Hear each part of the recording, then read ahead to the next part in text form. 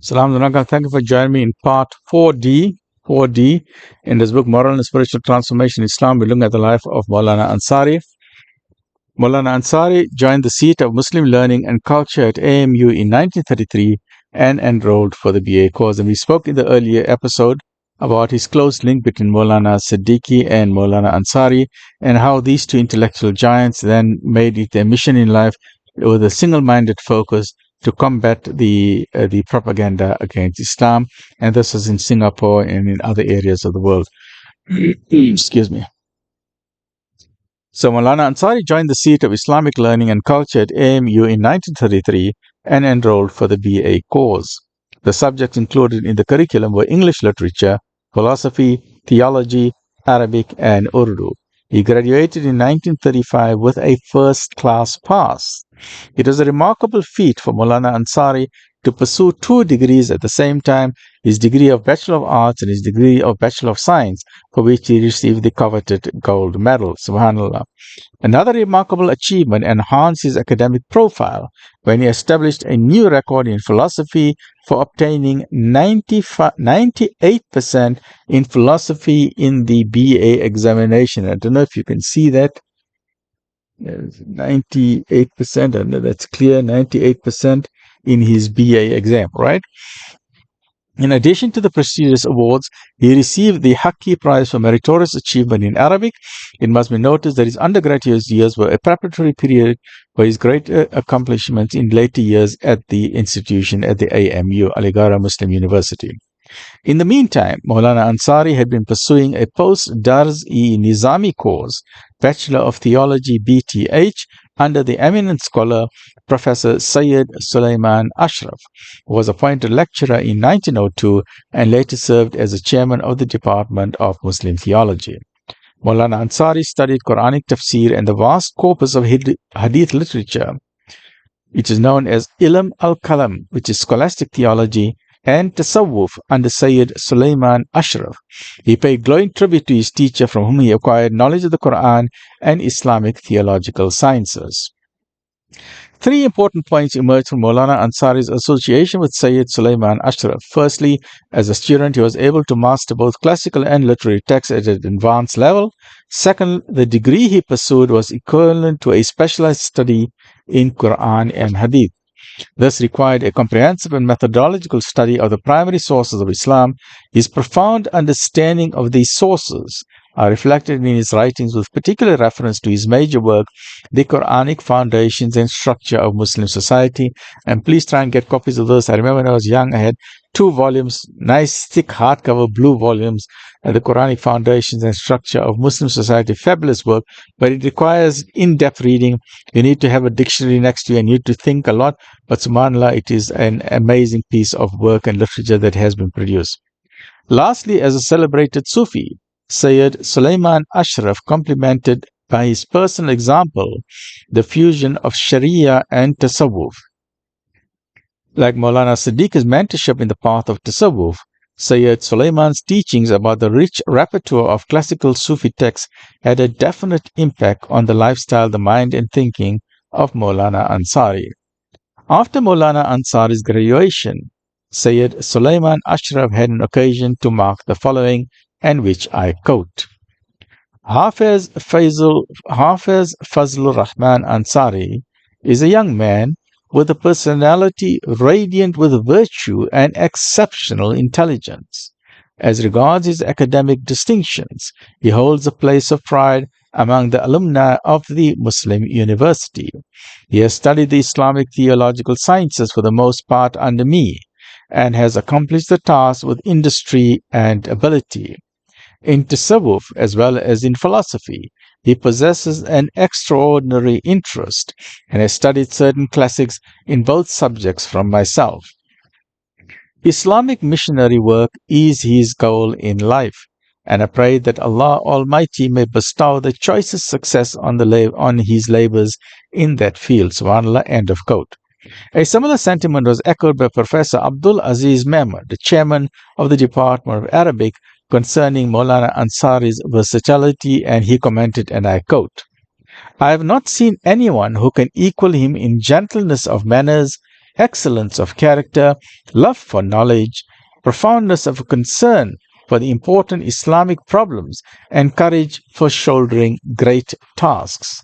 Moreover, in spite of his young age, he does not stand below any seasoned elder in experience and executive ability. In short, I consider him capable of every good and great pursuit, and fit to prove himself equal to any grand task that might be entrusted to him. Hardly, and this is important because this is highlighted in italics, hardly I have seen any student at this university who could excel or even equal him in his attainments, which seldom combine in a single person. And why I like this about Maulana Ansari is because not only is he just a Maulana in the traditional sense, but he is a student of science. He is a student of academics on the highest level. He is a student of philosophy, a student of medicine, a student of science, and a student of Islamic jurisprudence and tasawwuf. So he has got both the academic learning, he's got the Islamic learning, he's got the ability to speak to fellow academics. He can speak to the super professors of the world, and he can speak to the ordinary farmer of the country. So he can speak to all categories of people, and that is what appealed me to him in 1972 when I was fortunate at the age of 12 years to sit in on his lectures at the Pretoria Mosque at Jewel Street when he spoke. And I thought I'm just listening to an ordinary Maulana who's come from overseas, and talk a little bit in Urdu. Then when we were young, we'd go to mosque. The reason we go to mosque, because after they're talking, you'll go outside, you'll have a cup of milk. They give you hot milk and cake. So as youngsters, that's what we used to go for. Then we used to play with our friends outside playing soccer. But amazingly, this Maulana, instead of speaking Urdu from Pakistan or India, he was now speaking in English, and he was speaking about science. Absolutely amazing. Because we had just started the concept of atoms and molecules, I was in Senate 6. And that evening when I came, now my school teacher is talking about science and atoms, and now this Maulana is talking about atoms. And it's talking about energy and dark energy. I was talking about the laws of physics, and I found it absolutely amazing. So instead of going outside to drink milk and tea and play soccer with my friends, I sat at that mosque and listened to the whole lecture, and I was absolutely amazed.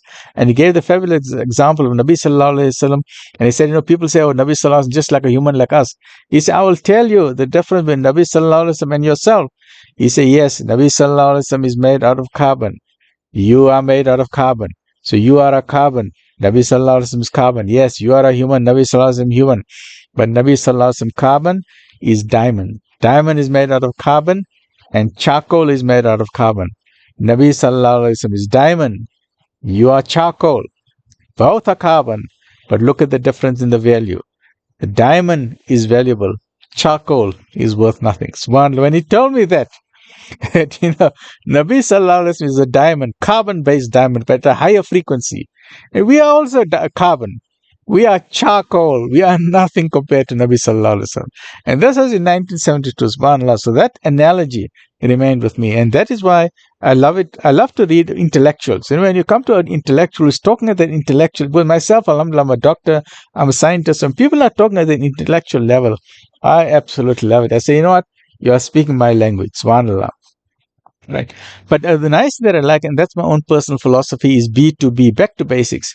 I don't like to talk about highfalutin jargon and very complex topics. What's the point of communication if you can't get to the masses? So I like to keep things simple, and that's what Maulana Siddiqui, Maulana Ansari, they used to speak to the masses, to keep the message simple, and to give so many analogies. Analogies and metaphors are very important. They make us understand complex topics, and that's an important part of trying to get communication or trying to get your message across to the masses. So like many intellectuals at AMU, Maulana Ansari's admiration for Iqbal was on account of his contributions to Islamic philosophy. His poems were soul-stirring. His critique of Western civilization was rigorous, and the message for the Muslim Ummah was optimistic. Moreover, Iqbal had studied in Cambridge and in Germany, and his writings were enriched by his stay in Europe. His iconic status for students in India could thus not be ignored in their personal quest to study abroad. Maulana Ansari's inspiration from Iqbal in with regard was quite understandable. In a letter dated 1937, and we will end with this letter, Maulana Ansari sought advice from Iqbal about his intentions to pursue higher Islamic studies in Europe. And this is what Sir Muhammad Iqbal had to reply. And he said, and I quote, this is Iqbal's reply to Maulana Ansari. And he said, as far as Islamic studies are concerned, lecturers at the University of France, Germany, England, and Italy conceal their specific agendas under the guise of academic research and objective studies. Under these circumstances, and keeping your noble intentions in mind, I state without hesitation that your study in Germany will be futile. Instead, go to Cairo in Egypt and master the Arabic language. Study the Islamic culture, the political history, tasawwuf, fiqh and tafsir, so that you may be able to reach the true spirit of Muhammad sallallahu alaihi wasallam. Again, if you are endowed with exceptional intelligence and potential, and you are passionately inclined to serve Islam, then you may set out your goals as you deem appropriate. End of quotation. Iqbal's advice, as mentioned in the letter, contributed significantly to Maulana Ansari's career. That brings us to the end of today's session. So let's see whatever we can learn, share it with the Gen Z, and whatever lessons we can learn. The reason why we study outstanding personalities in life is that we try and understand what they went through, what was their mindset, what was their thinking, and how can we imbibe those lessons into our life. What made them high achievers? What made them intellectuals? What made them so successful? In the same way, if you want to open up a successful business, try and find out who are the best business leaders, find out what are they doing so well. In the Islamic field, try and find out who are the academics, because we need an academic think tank. Many thousands of academic think tanks, but we need to coalesce all our thinking to see in what direction are we as an ummah going, in what direction, how will we be judged on the day of Qiyamah, in what way. When Nabi sallallahu alaihi wasallam, his famous words on his lips always is saying, my ummah, my ummah. So when he's so concerned about us, his ummah, what are we doing for him? Stay well, look after yourself. Alhamdulillah Rabbil Alameen.